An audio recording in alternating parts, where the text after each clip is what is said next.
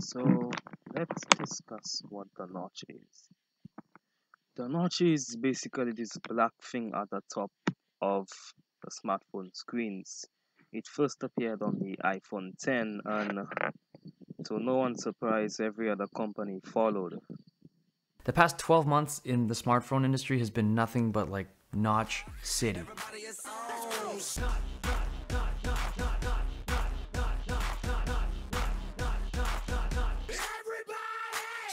My god.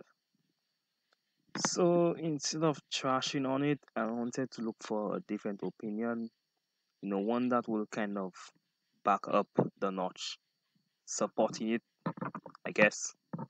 So I did a little research, and this might not be the best place, but I went on the Cult of Mark. The guy made a video kind of hoping to persuade people to, you know, have a more positive view on a notch, but his arguments were very weak, and I will be breaking them down right now. Let's start with why it's not an issue. If you've seen our review, I'm basically going to echo that. After maybe a day or two's use, you just don't notice it.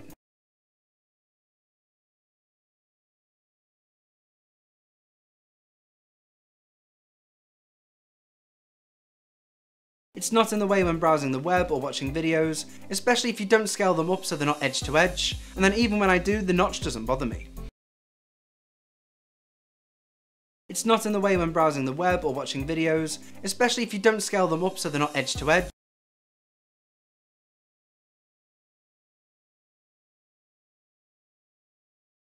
Moving on to why I think the iPhone X needs the notch, and why I actually like it, let's start with branding. Companies, especially Apple, love to have icons of the products. It looks nice and clean on websites, apps and manuals. Apple designers, and maybe even Jony Ive himself, who knows, sees this as a feature, not a design mishap. It makes it stand out from other phones. Before, they stood out with the home button in a sea of capacitive or on-screen buttons with Android phones, and with that gone, the notch takes its place. If you were to draw the iPhone without a notch for an icon, it would just be another rectangle. It makes it easy to differentiate the iPhone X from other phones. It's the main distinctive feature. Not only that, it actually helps me. For example, I tend to go to bed a lot later than my fiancée, which means I have to creep in pitch black. Then when I finally get into bed, I've got to fumble around for my lightning cable to plug it in to charge overnight, and having that notch there means I can easily see which is the top and the bottom.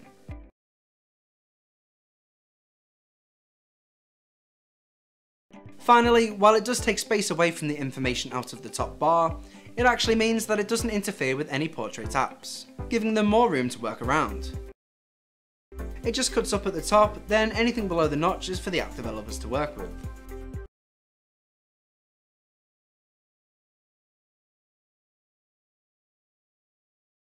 I don't know if any of this is going to convince you to think differently about the iPhone X's notch, but if you're sitting on the fence on whether to buy one purely because of it, you're missing out for no reason.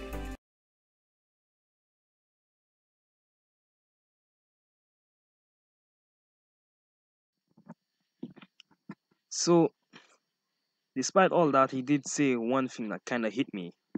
One thing which really made sense, that the notch houses the top facing camera and the front mic so that we can hear our calls, what's being said to us on the phone or whatever. You'll know about that stuff already.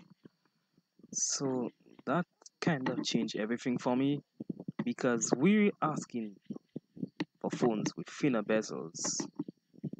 Bezels are so thin that there is no space to put these things. So manufacturers have to look for something to do, and I guess the notch was what happened.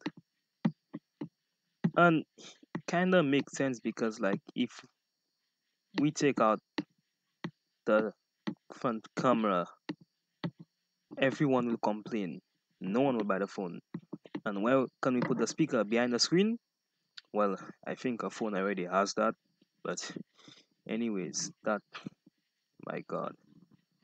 So that's the only thing that can kind of back up why the notch is good. And I find it makes a lot of sense. I still don't like it, but it makes sense.